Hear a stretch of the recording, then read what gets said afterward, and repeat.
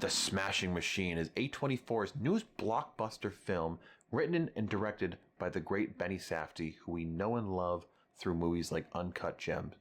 This time around, he pairs himself with Dwayne "The Rock" Johnson, who plays the titular character, and what we get is interesting, to say the least. Going into this film, I had such high hopes, and I don't want to say I was let down, but I think there were some things about the film that I really liked and also disliked. Let's start with what I think is the backbone of this film, and that's the acting.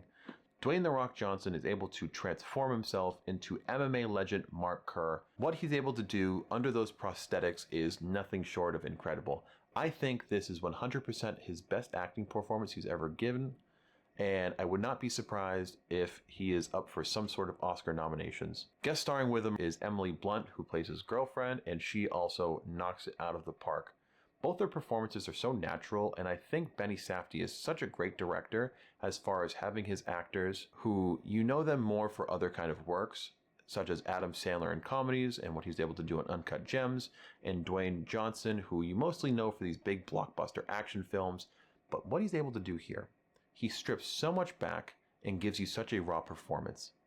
You see him, this man, Mark Kerr, who is a collegiate wrestler, becoming such a great fighter. He's never lost really anything in his life. He is this big, brute, scary monster, but when it's all shed down, you see this very naive, childlike beast of a human who is very lonely. That's one thing I love about this film so much. The character study of Mark Kerr, I think, is done so beautifully.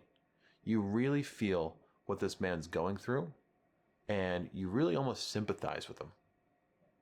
But he is not without his flaws, and there are some portions of this movie that are filled with such anxiety. Some things that seem so trivial on the surface really turn out to be very anxiety driven, and you almost feel like you're at the edge of your seat, not knowing what's going to happen.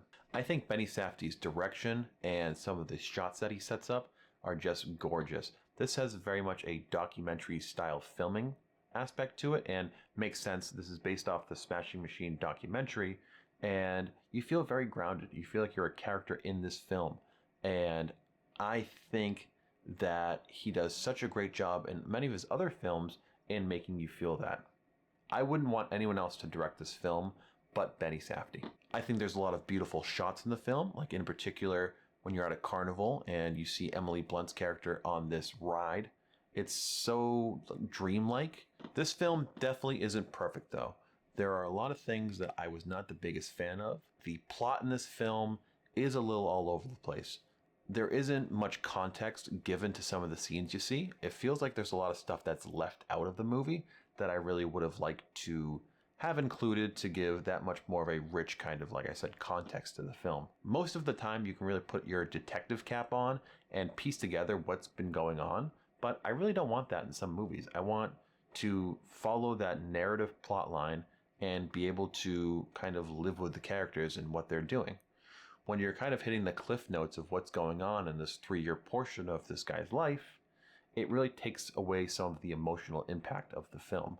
And I think that makes this movie suffer so much, because so much of this movie is supposed to hang on that emotional bond you're supposed to have with these characters. I think this is something that I'll have to rewatch a few times to really be able to soak this all in, but there was just so much more that could have been done and could have been said.